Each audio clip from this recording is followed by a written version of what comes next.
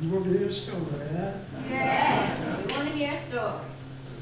I want to start with my great-grandfather. There was a slave in Virginia, and he was sold several times. He ended up in Mississippi as a free man after the war. All right, after then, after the war, he and his brother was in business, and the Ku Klux Klan burned the building down, and they had to run for safety. They ended up in Arkansas. I mentioned that to let you know he bought a farm, and that's where I was born and bred, on that farm, and we still have it today. Now, the next thing I want to mention, in the community today, we had a little school called the Roosevelt School. And so we had two teachers, and one would teach the primer to the first grade. And then the other teacher would teach the fourth to the eighth. All right, so the county agent would come by about once a month. And so Mr. Phillips came by, and I was impressed with him. His shoes shined, and he was appropriately dressed. And then he was in an automobile, late model, a Nash automobile. And so I was so impressed with him. So I said, Mr. Phillips, what you do for a living? He said, I work. I said, what kind of work? What kind of work do you do? He said, I'm working now. I said, talking to me? He said, yeah. I said, when I grow up, I want a job like yours. He said, you can have one just like mine. You got to go through the 8th grade, and after finish 8th grade, then you have to go through the 12th grade. Then you have to go to college. I said, you have to do all of that? Yeah. I said, well, I just want to be a kind of agent like you. He said, all right, you can be that. And I'm going to step over. In about 25 years, I was a kind of agent.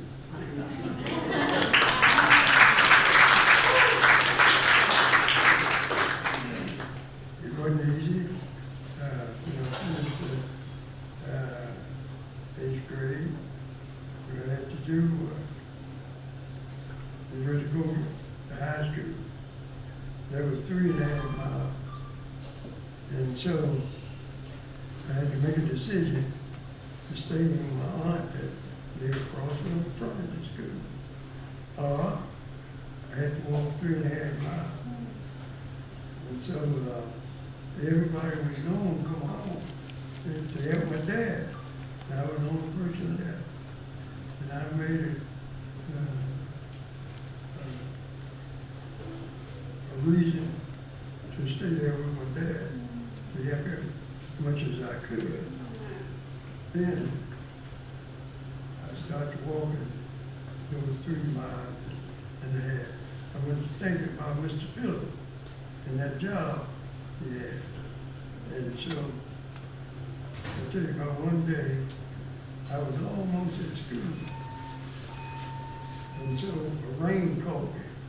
And I was wet, and the principal said, you go back home and get an early start after she stopped ringing that bell.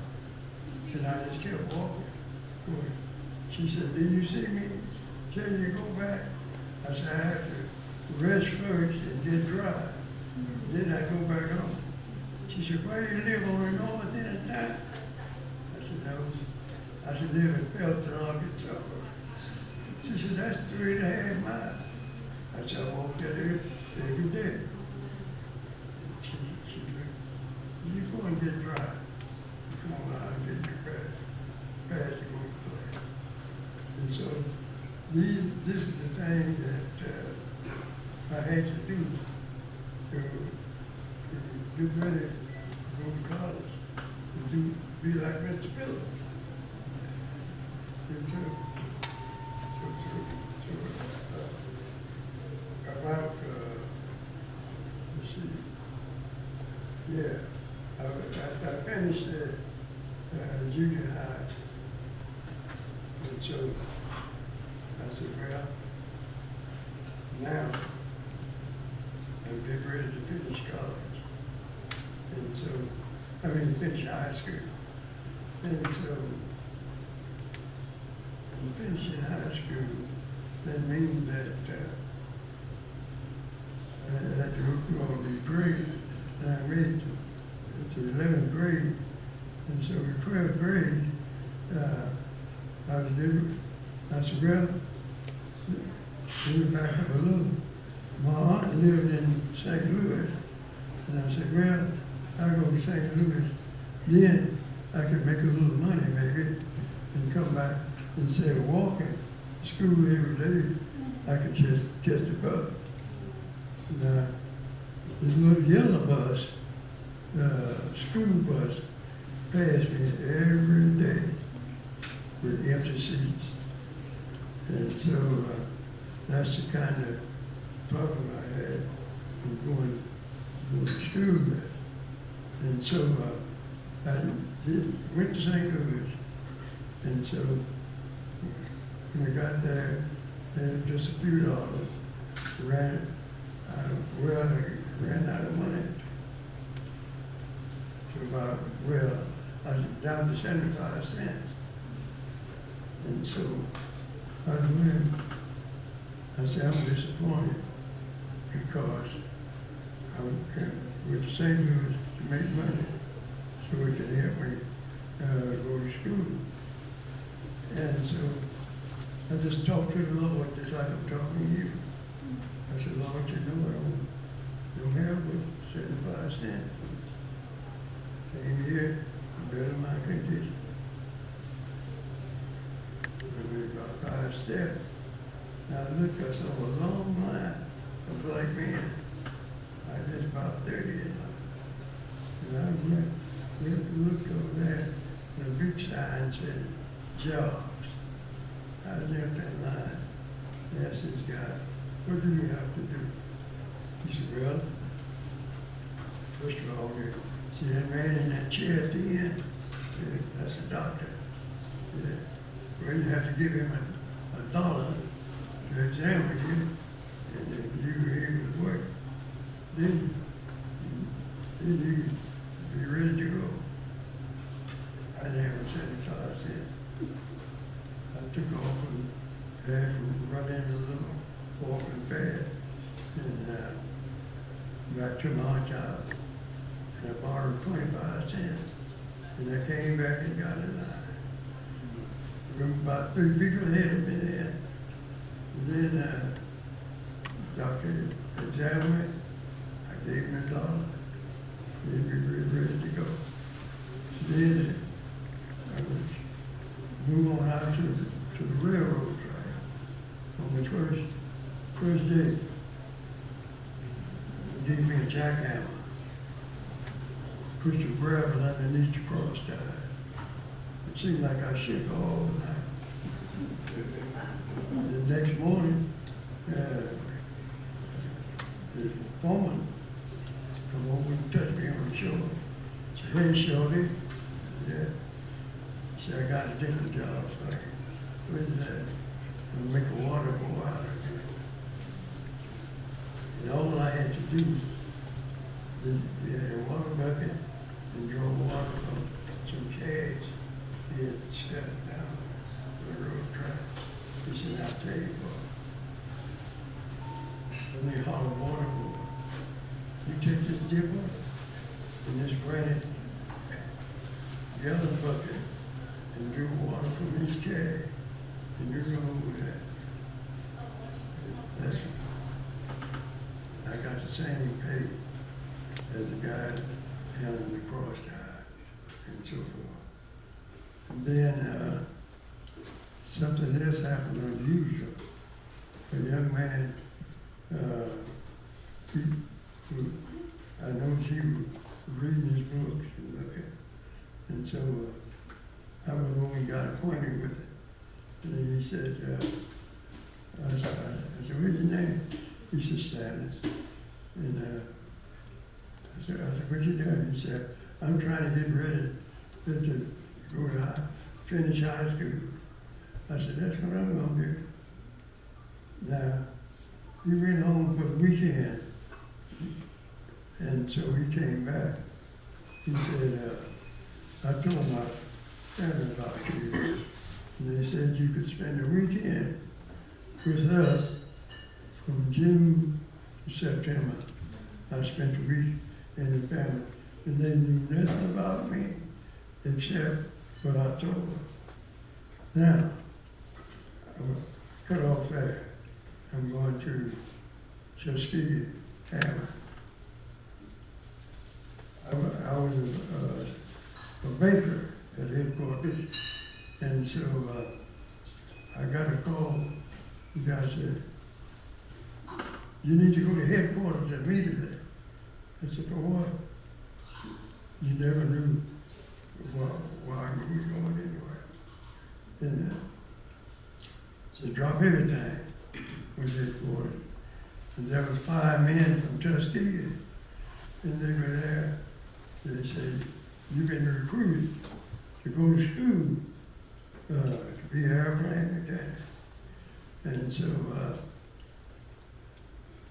you see these insurance guys that used to have these big,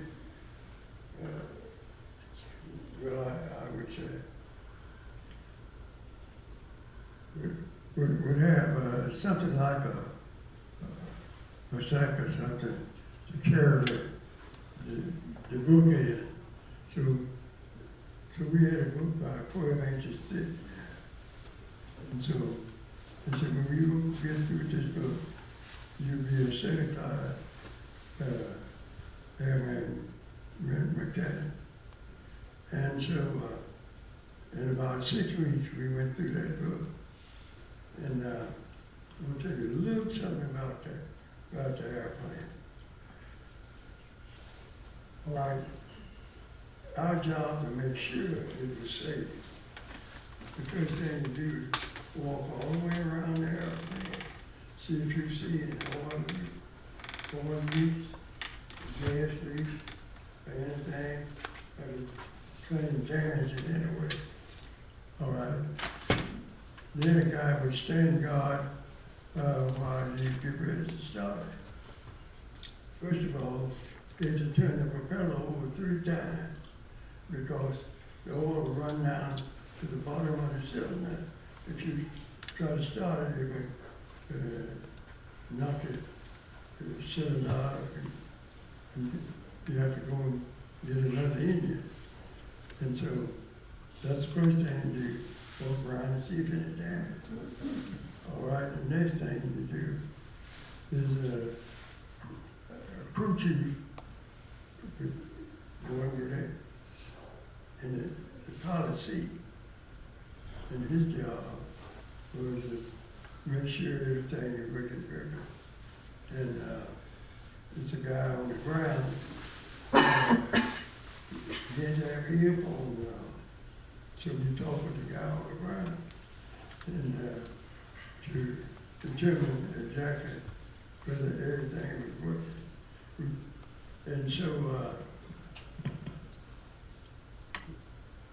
when we get ready to start it, we said, well, to the guy on the ground, all right, make sure you stay away from the aircraft as far as you can.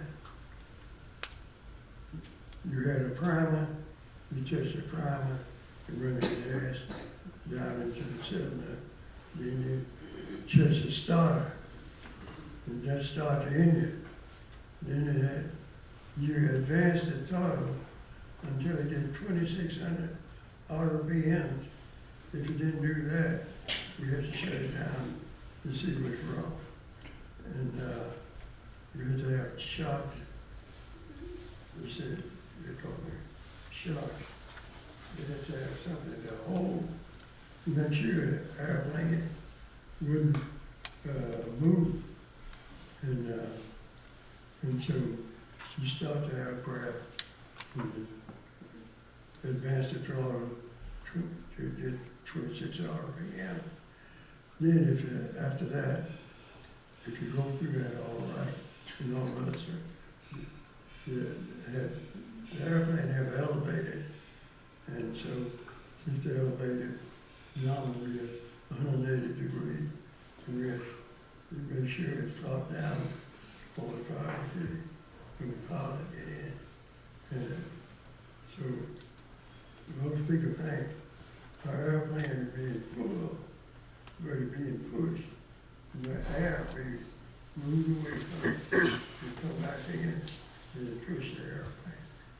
And so the crew chief had to fill out 41B form. Then if anything happened to the plane, he's responsible. And so that's about it with the airplane. Now, the next thing about the county agent, I see one of my boys club boys sitting over there now. Stand up, man.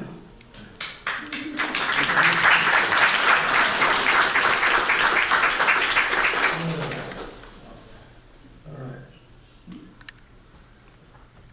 Now the county agent say you have to have that land is pledged. I don't know whether they're remembering it or not. So I pledged my head for clear thinking, my heart for greater loyalty, my hand for larger service, and my health for better living, for my club, my community, and my country. And then they have a motto that makes the better. And so this followed me throughout my life. And so I was the county agent for about 1,000 boys in the Quilt County. And so I ended up working at the university at Pine Bluff with 14 persons in 13 counties.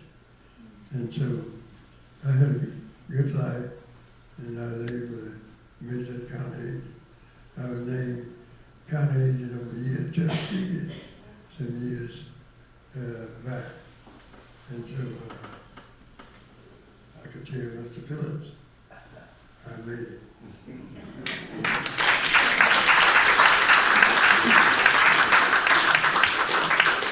You want to say something about your family? Okay. Your wife and children Okay. I saw a and little girl. grandson?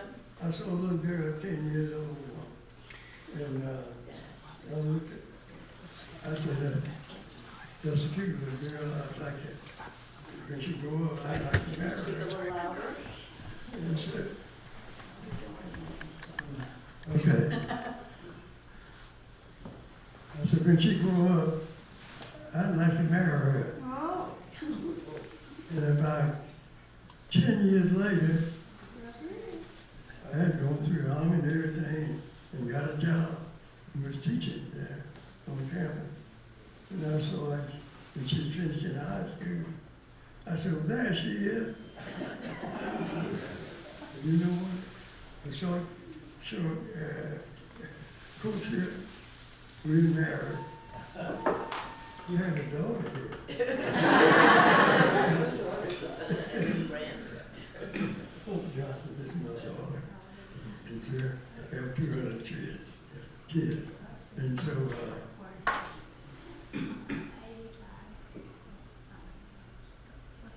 Married for 50 yeah, years. grandson. Yeah. Oh, yeah. Huh? Yeah. And the Thanks for remembering,